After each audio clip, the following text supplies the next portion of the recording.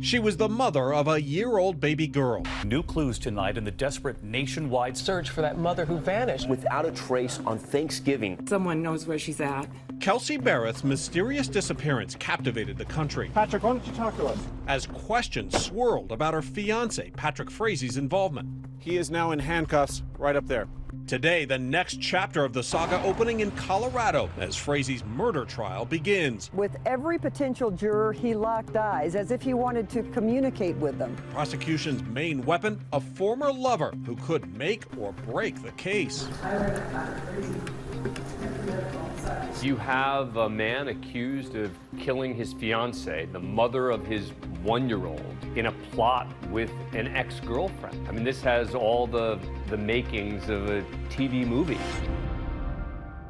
Kelsey Berreth met Patrick Frazee online in 2016. She moved to Colorado to be with him. Kelsey is fun-loving. She's kind of got a bright personality. She is kind, caring. She worked as a flight instructor and wanted a family. In 2017, giving birth to their baby girl. She's grounded and responsible. She has a one-year-old child. She wouldn't just leave her. On Thanksgiving Day 2018, this surveillance video inside a Woodland Park Safeway captures the last known images of 29-year-old Berreth shopping with her daughter. But it wasn't until 10 days later that her mother, not her fiancé, reported her missing. She's not the kind that runs off. This is completely out of character. Once the investigation started, questions immediately cropped up. Frazee and Berreth didn't live together, and according to police, Frazee told officers he hadn't seen his fiancée since Thanksgiving either, when he met her to pick up their daughter Kaylee, but he never reported her missing. If you look at past cases where the husband killed the wife, and you watch their behavior, many of them sort of disengage. They're not obviously emotionally invested in finding the person because they know they're dead. Family and police searched Berreth's home. Inside, her makeup, clothes, and suitcases all left untouched. A neighbor tells us that Kelsey had only lived in this condominium since about June, that she was quiet and kept to herself. When police came here to search, they found both of her cars in the driveway and signs that she'd left unexpectedly, including cold cinnamon rolls left on the stove. As authorities launched a national search for Berreth, her mother was there to make an impassioned plea. Call us if you can, and we won't quit looking. But her fiancé was a no-show. Chief, I understand that Patrick was invited today. Why is he not here? That is a question you'd have to ask him. Is he being cooperative? Yes, at this time, yes. I tried to speak with Frazee first at home. Patrick. And again when he and his daughter left a meeting at the office of a Colorado Springs criminal defense attorney. Patrick, why don't you talk to us? Can you tell us what happened? Everybody in their right mind knows that. If you lose someone you love, you're out there looking. You're lying on the front steps of the police station begging for justice. What did he do? Clam up and speak through his lawyer. Then, nearly 3 weeks after Kelsey's disappearance, Frazee's property is searched. Dozens of investigators rolling up to his front gate with dogs, digging equipment, and an FBI evidence team scouring the 35-acre property for 2 days.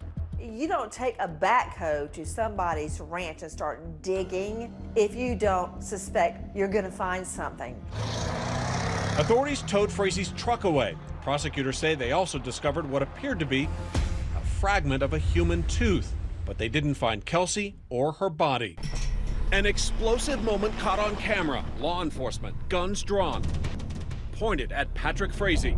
You see him? He's in cuffs. We're just outside Patrick Frazee's property here, and right up there, investigators have Patrick Frazee in custody. They rolled in here just a few minutes ago with an arrest warrant. Frazee is now facing 8 charges, including first-degree murder and solicitation to commit first-degree murder, all of which he's pleaded not guilty to. Last December, authorities identified the main crime scene as Berreth's townhouse, going back to search multiple times, leaving with bags of evidence, including traces of Berreth's blood found in the bathroom and on a fireplace. Police also say they discovered a series of mysterious text messages between Berreth and Frazee's phones 3 days after she disappeared. What is the text message Kelsey sent you on the 25th? Berreth's phone was detected by a cell tower nearly 800 miles away in Idaho. According to court documents, in one exchange, Frazee texts, "Are you okay? Do you need anything, or can I do anything?"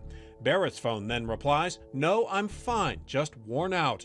Another exchange from Berreth's phone to Frazee reads, "Do you even love me?" Frazee responds, "Yes, I do."